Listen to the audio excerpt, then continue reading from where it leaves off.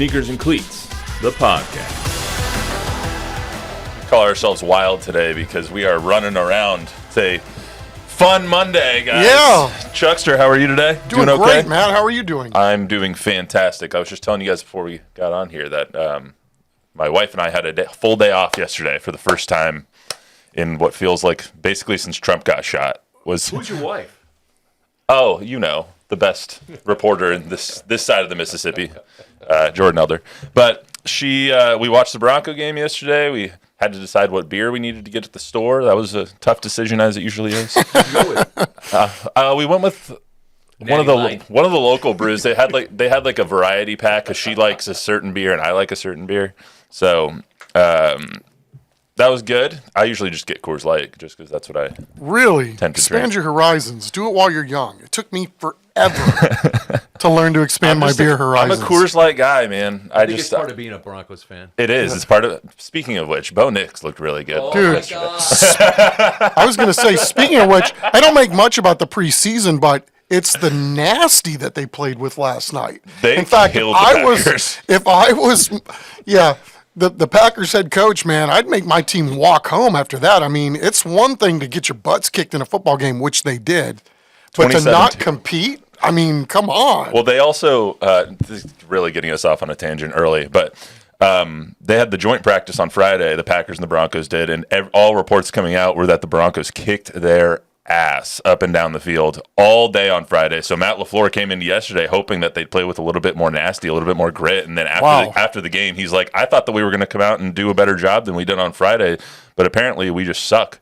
And I was like, God damn. Yeah, it's like you might have to make a few roster moves just to get everybody's attention because, again, I mean, you would think with jobs on the line, like you would see guys selling out, and with very few exceptions, did we see any of that from the green and gold last night? Yeah, we're gonna. Though, I mean, most of these guys are not going to make the team. Right? They're not, but it's like act like you want to make the team is where I'm at.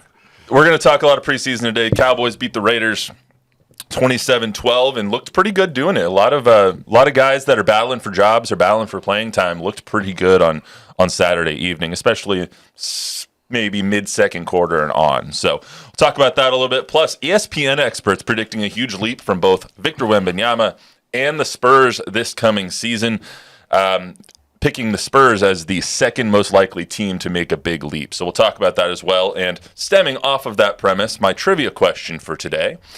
Not too hard, Chuck. I think that you'll be able to get this one. What year did the Spurs see their biggest single season turnaround? So basically adding the most wins from season to season. So you got something in mind just like off the top of your head? Yes, but I always get those 90s years confused, although I might be wrong on this in terms of where my mind is going, but I'm thinking late 90s. So, okay. Are you thinking like the year that Tim came? Yeah. Tim, right, just off the top of my head. Or David. Well, Dave was healthy. Well, yeah, that's true. That's right. Year of David, huh? Oh, that's right. Wow. Okay. Yes, you've given me more to ponder. I'm just, got plenty of time to ponder. We'll call you Christian Ponder. Or Sam Ponder. Yeah. Or Sam Ponder. So, yes. Recently, now Yes. unemployed Sam Ponder. Yeah. Unfortunately, she'll be back. She'll be back. She's very nice and good at her job. Yep. Anyway, let's get to the Cowboys preseason stuff. So, Cowboys beat the Raiders 27-12. Many standout performances from the offense. Let's start out with Trey Lance, though. That's where the conversation kind of begins and ends with the Cowboys in the preseason, at least. He played, I think, Rush played the first two series. Trey Lance comes in. He started out pretty slow. Didn't have a great first two series. Had a ball on the 3rd and 9 that went behind the receiver. Should have probably been caught. Wasn't a great ball, though. He threw one low, one high, one completely off. And then he really kind of kicked it into gear. They had a 14-play touchdown drive. He threw into Flournoy, I believe. And then the most impressive drive, I thought, was right before half when he went 34 yards in 24 seconds, set up the Brandon Aubrey field goal, 66-yarder. We'll get into that in a second. This is what Coach Mack had to say right after the game. Starting with Trey, I felt that some of the things I was trying to do because I was trying to get certain individual touches, so it really didn't get them into a rhythm right away. The 3rd down conversion opportunities we didn't. We missed a couple there, but 14-play drives. I mean, that's incredible for preseason football. And I think it just shows you his understanding and confidence. And he just needs to continue to play. He just needs reps. He needs to play in live games, particularly in the drop back phase, because he's done a very good job managing everything else. So I thought he clearly took a step today.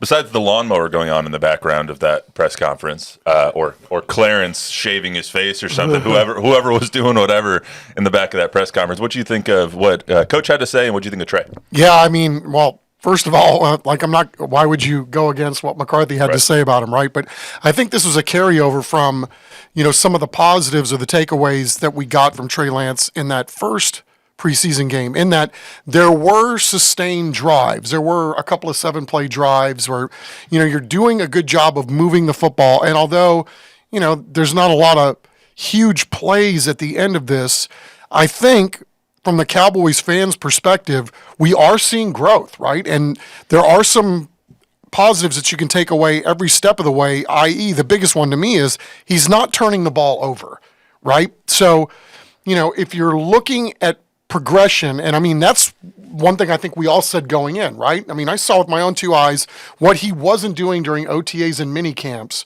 Well, he's clearly doing more now, and it helps that the offensive line's, doing a really good job too. You can throw all those variables in there, but he is making progress, and at the end of this, he's not turning the football over.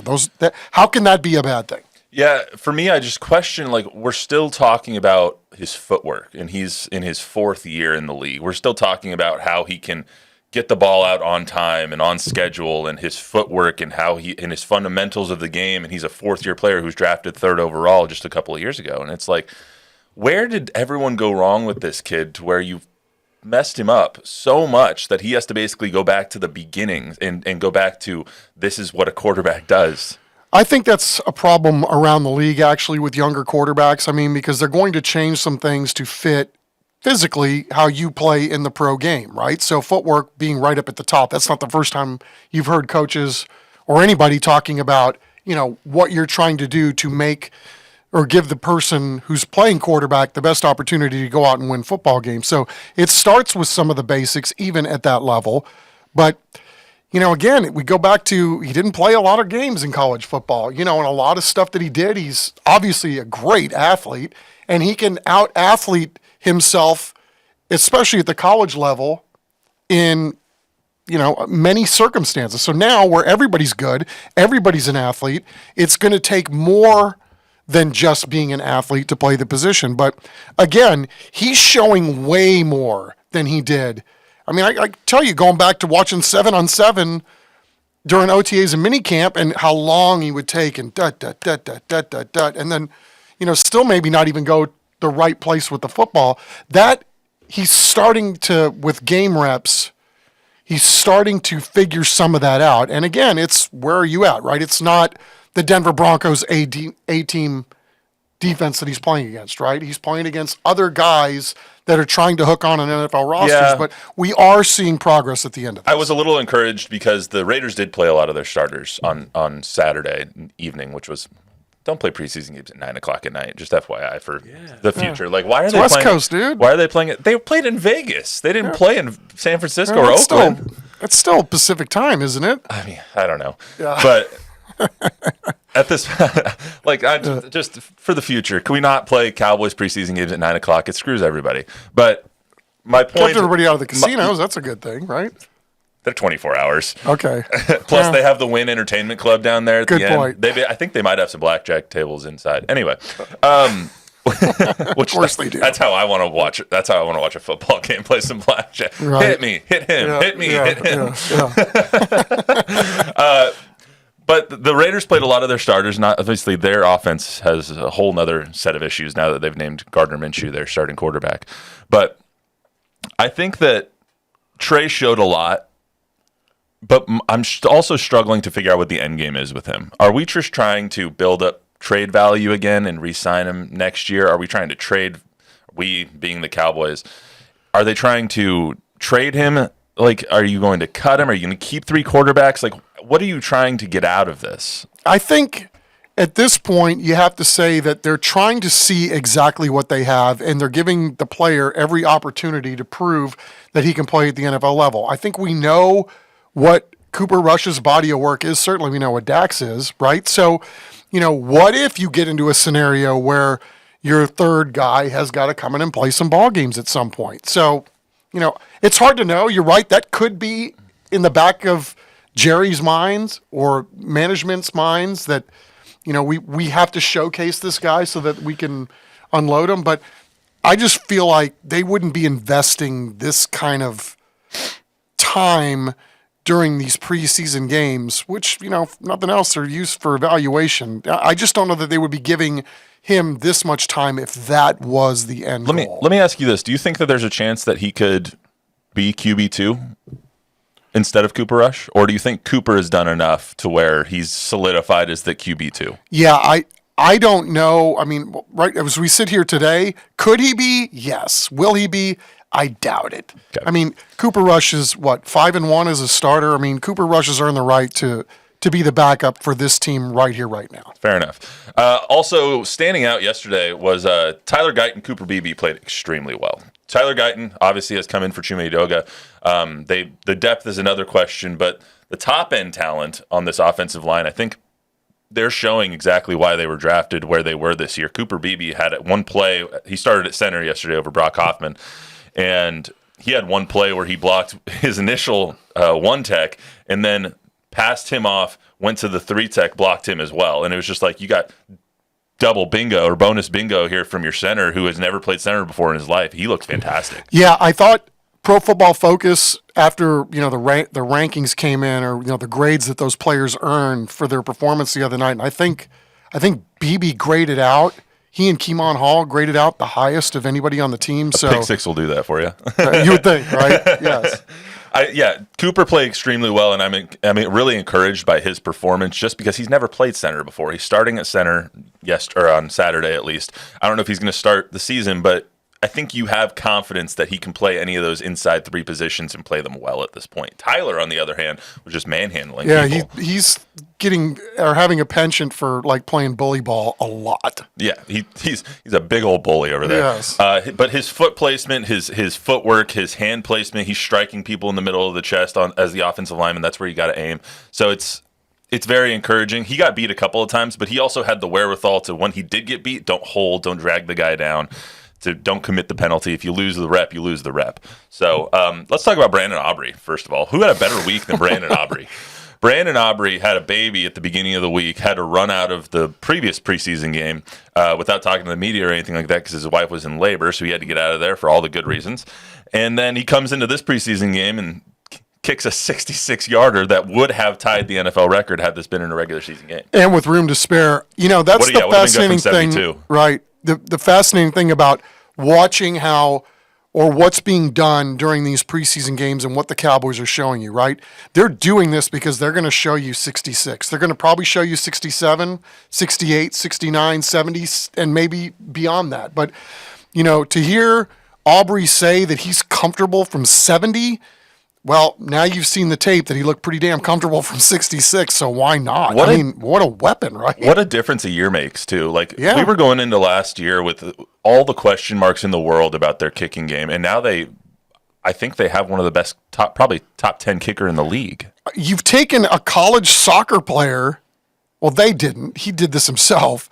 But a guy that was playing college soccer and turned him into an elite level badass from distance. Yeah, and now they're going to have to fork up some money to re-sign him. So we all know how well that goes. It's a little difficult these days, right? Yeah, we got to free up some cash to pay the kicker now, especially when Harrison Butker just broke the record. I think it was 4 years and $27.6 million for Harrison Butker in Kansas City. So Brandon Aubrey's going to get paid here, whether it's by the Cowboys or by somebody. He has made himself into a legit kicking star. Skill positions, Deuce Vaughn looked fantastic. He gets a lot of flack because of his size, but we've seen small guys like him perform well previously in the NFL. Darren Sproles has done it. We've seen it before. And he played really, really well. I think he averaged 6.8 yards a carry. Yeah, I mean, again, guys are going to make a big leap, right, from year one to year two. It's just, man, big guys, big running backs have a hard time with lots and lots of carries during the course of a year. So, I think McCarthy, they're going to figure out a way, I would assume, and we were talking about this last year, that they would find a way to, get him in space or let him have a carry or two every now and then. So, maybe he has more of a role this year because of what their running back situation as it currently stands. But he's certainly the youngest guy in the room. Do you think they'll keep 4 on the roster, 4 running backs? Zeke and Rico Dowdle will be 1 and 2. And do you have Royce on there and Deuce, or is it just 3? I go back to not knowing much about Royce other than the backstory was, he's with the Texans and several other teams. 3rd round pick for the Broncos. He played pretty well. Right. That was like the mini, I don't want to say buzz, because it wasn't like everybody was going, oh my gosh, so you see this guy and how good he is.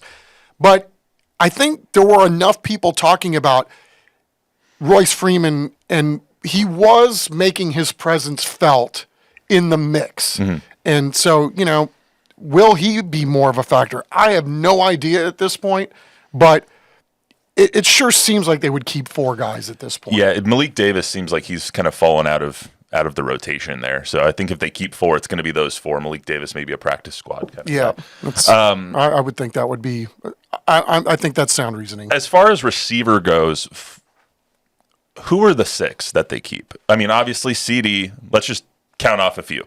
CD, obviously. Kevontae Turpin, obviously. Brandon Cooks, obviously. Jalen Tolbert, obviously. Who's next? Who are the next 2 guys that they keep? Because I think that they've played pretty well in the preseason. Jalen Cropper did not help himself with the fumble on Saturday. But, who are the other 2 guys? Well, I mean, Flournoy, because I keep wanting to say Flournoy. I do too, and then I want to say Flournoy, but I think it's Flournoy. Okay. What about Flournoy? So, I know, right? I'm working on my French. Sorry. That speed is ridiculous. Yeah. I mean, he's a 4.4 guy, and, the separation he was able to create around the goal line for that touchdown that he had the other night was impressive. Yes, I know he's going up against a guy of, similar draft grade, but I think because he got drafted too, I don't think they're going to cut him. Jalen Brooks is going to make this roster. 100%. Yep. So no question. It might be Jalen Brooks and I just did it again. Flournoy that make the roster as the kind of Flournoy 5-6. I hate you. 5 and 6 receivers on this roster. It's training camp. We're all trying to learn these things as we go here. As far as the defense goes, Andrew Booth, the guy that they just traded for, the corner they traded for, led the team in tackles with 8. He looked pretty good. Keemon Hill that you were talking about a little earlier.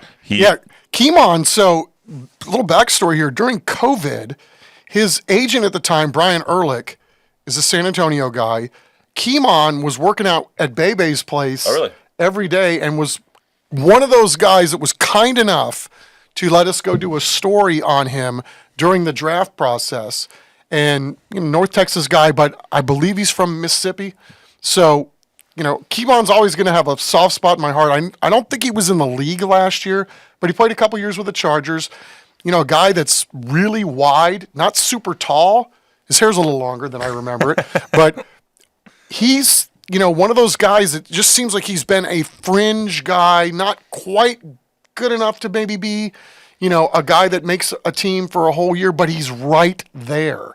And he certainly didn't hurt himself with that pick six the other night. He read Aiden O'Connell like a book. You could see Aiden late on his read coming over. He threw it, and by the time he threw it, Keemon was already breaking on the ball. So I thought Maris Leofau looked pretty good. Marshawn Nealon looked really good. What the defense is telling me is that they're ready. They're ready to go. They want kickoff to happen tomorrow because that defense already looks like it's clicking under Mike Zimmer. I agree. And the one thing that stood out over the 2 games is the ability to create turnovers, right? Yeah, and turn those turnovers into points. So they needed them last night, whenever the night was. Saturday, yes. Saturday, Sunday morning, whatever. See? I was here late last night because of the because of the Saints and the 49ers game, which was hard to watch. Yeah, they didn't. Neither of those teams looked good. The under I would have taken Brock Purdy out of there, man. He was running for his life last night. I didn't watch a second of that game because I was too busy watching the future of the NFL against the Okay, Packers. that's fair. Actually, he only had 2 drives, but they were glorious. I love him. Anyway, let's get to our trivia answer here before we get to the Spurs. I'm going to sprinkle this in all season, but it's really going to put me under the bus if Bo Nix actually does start and he sucks. Then I'm going to really have to eat some crow. But anyway, let's get to the trivia answer. So, what year did the Spurs see the biggest single season turnaround? Chuck, give me your reasoning and thought process, and then give me your answer. Off the top of my head, I'll just stay with this. Not that this has served me well by any stretch of the imagination. Was it the 97, 98 year, the year they got Tim? And did they get Tim in 97, 98, or was it? Yes, that was the year, right? Or was it 96, 97? It was the year right before the strike season. That would be the year that you're talking about. Well, yeah, 99 was the strike year, but I'll say it was the first year that Tim got to the Spurs. But who threw out Dave? That was a good one. You made me have to reconsider. I've just given you guys all the options. Bob, you got a guess? Yeah, I'm going to go with the same. You can go with Chuck as well. So I will tell you that the 2 seasons that are at the top of this list are separated by 1 win. Really? So the season that David Robinson came to the Spurs, 88-89, they went from 20 wins to 55 wins. So that was a 35-win jump. And I think it's 97-98, I believe you're correct. They went from 20 wins to 56 wins. So Go with your gut. Chuck is correct, but it's crazy to me that they went from 20 to 55, 20 to 56 with the addition of 1 player. But that 97-98 season, it wasn't just the addition of 1 player. It was also David getting back healthy. It was Sean Elliott getting back healthy. It was Avery being healthy. It was all those guys that. The reason that they were a 20-win team wasn't because they didn't have the dudes. It was because they had the worst luck ever. Right. And because of that and the injuries was the reason why they were even in the mix to get Tim and then have the ping pong balls go their way. So it was every now and then you got to get lucky. Who was the coach that Pop replaced? Bob Hill. Yeah, that was a big improvement as well. I mean, I don't know, man. I like Bob Hill. I mean, Bob Hill won a lot of damn ball games. Yeah, in the NBA. They had been in the playoffs like every single year under him. So, all right, let's get to the Spurs here. So the ESPN is the gift that keeps on giving sometimes when it comes to content and things for us to talk about because they need things to talk about on their shows. So they released a poll, I guess, from a lot of their experts and asked them to make predictions about this upcoming season. The experts basically rated the Spurs as the second most likely team to make that jump and make a major leap next season, right behind the Grizzlies. The Grizzlies, obviously, they're getting Ja Morant back. They just drafted Zach Edey. That is what it is. They have a lot of guys that didn't play last year that are now going to come back. Jaren Jackson Jr., who we know very well here in San Antonio. His father is still a coach here, I believe. He is back as well. They still have Desmond Bane. They still have a lot of guys. I thought it was interesting that they're picking the Spurs to be number 2 because as much as the team has improved this offseason, which we believe with the Chris Paul, with the Harrison Ingram, with the Harrison Barnes signings, like all of these things, with Stephon Castle, all these things, we think their ceiling is 35, 40 wins. I mean, Don is thinking 45 would be maybe the ceiling there, but I don't know if they're a playoff team yet. Yeah, I don't know either. But, I think the hope would be, at least for me, hopefully you have a 500 team here next year. Somebody that can compete for one of those bottom-end playoff spots. But, the way you put it, too, with Memphis, that's pretty sound reasoning as to why you think that. I mean, because if you can add a player like a Ja Morant and a talent like that, I mean, that's got to count for a lot. Yeah, and then guy, I mean, that's one of the few guys in this league I would pay money to go watch play every single night. And then he's available. when he's not getting in trouble. Hopefully that's all behind him. Yes. What does a major leap look like? Is it 35 wins? Is it 40 wins? Or do they have to get to the David Robinson, Wemby type win total? Or, David Robinson, Timmy type win totals when they get to 55, 56 and go from 20 to 56? Well, I think that would be the hope, right? If you're going to add what by most people's accounts is a generational type of talent, then you would hope that you'd be able to find some pieces to go along with, and then that would result in more wins. But I've said this a million times, man, this is a league waiting to be had. There's only a handful of teams that I feel like play the game the right way, that have the right players. The rest of these teams are just fodder for those teams. And if you can get any semblance of moving this thing going in the right direction, you could steamroll, I think, at some point. You also have the West is so stacked, though. Like, how do you make that leap when most of your games are coming against the better conference? That's a question that needs to be answered, and we won't be answered until. But I mean, again, it's like how good is Phoenix? It's like they've got players, but how good are they as a team? I think they're pretty good.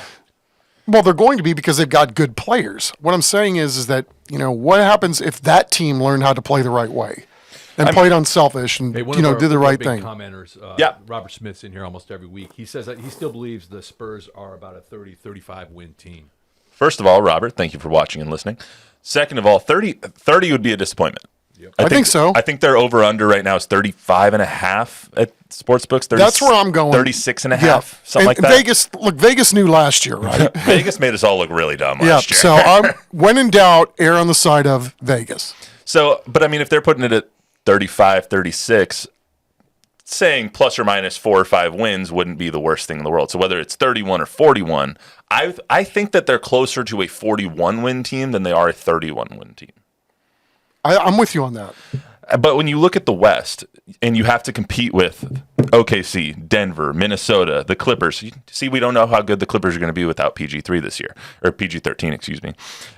Dallas just went to the went to the World Series, went to the finals this past year. Well, they did. Yeah, they did. You're right. Yes. You're right. It's Texas. Phoenix, how good is Phoenix going to be? We don't know. The Lakers, how good are the Lakers going to be? New Orleans, are they going to take another leap? Zion's down, saying he's going to be down to 272 and is trying to stay on the court the entire year. So we'll see how that goes. Sacramento, going to be another good team. They had a down year last year, but you never know how good Sacramento is going to be. Is Golden State going to take a leap? Is Houston going to take a leap? You have all of these teams that potentially could be on, upsetting our vision for the Spurs is the best way I can think to put it. Yes, because I think it's fair to assume that Houston's going to be better. The Sacramento Kings look like one of those teams where you feel like at some point they're going to do the right things, and they've got players, right? So yeah, but that's why we line them up and play, right? We're gonna, like I said on Thursday, we're going to find out how good Houston and San Antonio are right when the season tips off. They play each other 3 times in the first 8 games, so we'll get a very good picture of those two teams. And what you see, obviously, at the beginning of the season, maybe not what you see towards the end in regards to those two teams, but yeah, weird quirk that they would see them that much. Let me ask you guys early. What do you think the value or how many wins is this like senior leadership they brought in to be on the floor? You know what I mean? Some actual team 5 to 10, right? I would say at least 10, yeah. Everywhere Chris Paul has gone, he's won. He's improved every single team he's been on, whether that's by 5 wins, whether that's by 17 wins. I think when he went to OKC, they improved by like 17 wins. He improves teams because of the leadership, because of the skill set that he brings. When you have this young of a team, hopefully, and I think Papa said this, they're receptive to that kind of leadership. They're receptive to those kinds of things. Well, they damn well better be. That's right. I mean, that's the hope. But wow. Hopefully they'll be receptive to it. They damn well better be. Yeah. The other thing that what you're doing right now sure as hell ain't working. The other thing that the ESPN, on that ESPN article, they made a prediction. Who is the most likely to be to make an all-star team for the first time? And obviously, Victor Wembanyama was far and away the top candidate there. 90% of people who voted Victor to be the most likely candidate to make an all-star team for the first time. I think, which leads to the question, what is his ceiling next year? Yeah, you would expect him to be better and more comfortable with what's going on. Maybe a more defined role to start the year as opposed to last year at this time. And, if we're just talking all-stars, though, it's an exhibition. Why wouldn't you want to see somebody that, there's, I think, genuine curiosity about, even if you get right down to it and say, well, he may not have earned his way into over another guy or whatever. It's a freaking exhibition, right? At the end of the day, if I'm watching an exhibition, I'd rather see somebody that, I'm familiar with and that I'm curious about, as opposed to, maybe somebody that will have earned his way into there. I have pretty high expectations for Victor next year for a couple of reasons. One, I think the addition of Chris Paul is going to greatly help. Even though we don't know what number Chris Paul is going to be wearing, That's the question. Keldon this past weekend said that he will be keeping number 3. So we don't know what the transaction is going to look like there for CP3 or CP13. I don't know. Anyway, I think that the addition of Chris Paul is really going to help Or Victor. C3PO? Or C. Just have like a little Star Wars thing on it. I think that you're going to see Victor's points per game go way up. I think you're going to see his efficiency rating go way up. I would be disappointed if he doesn't win Defensive Player of the Year, which he should win next year probably. I would be disappointed if he doesn't make an All-Pro team, which I think he could have made an argument that he should have made a third-team All-Pro this year, but the team was so bad that he didn't get the nod on a lot of these awards.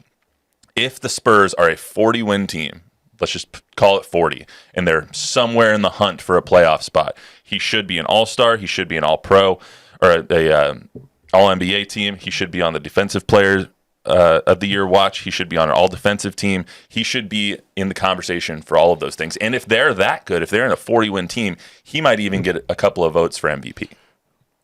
And then I think, then again, it would be easier to digest some of this postseason stuff in terms of awards if the team is doing better, because then that would mean that he's doing other things too to make the team and bring the team along as well. Yeah, I mean, the Spurs are going to go as far as Wemby takes them next year. And if he makes the leap that he showed, if his skill set grows like he showed in the Olympics, then I think that the sky's the limit. So, also, shout out to Yabusele, his teammate from France, who just signed with the 76ers. I think during all the Olympic coverage, we were like, dude, that guy belongs on an NBA roster. And now, here we go. Right. Garcon Yabusele is going to be making an NBA roster, so good for him. That's all we got for you today on the Sneakers and Cleats podcast. Bob, is that all we got for comments today? It's a wrap. It's a wrap? All right. My name is Chuck. It rhymes with... Don't get another song stuck in my head today, please. Sorry. I'm gonna go. He said it's a wrap. I'm gonna go watch more Bo Nix highlights at my cubicle. That was an excellent throw on that touchdown that he threw. It was running away from pressure and diming it like that. And it was a laser. I believe, guys. That's all we got for today on the Sneakers and Cleats podcast. Remember to join, rate, review, subscribe, give us a 5-star rating, tell a friend, tell an enemy. We'll be back on Thursday and probably talking more Spurs and probably talking more Cowboys. So we'll see you then. Go Browns.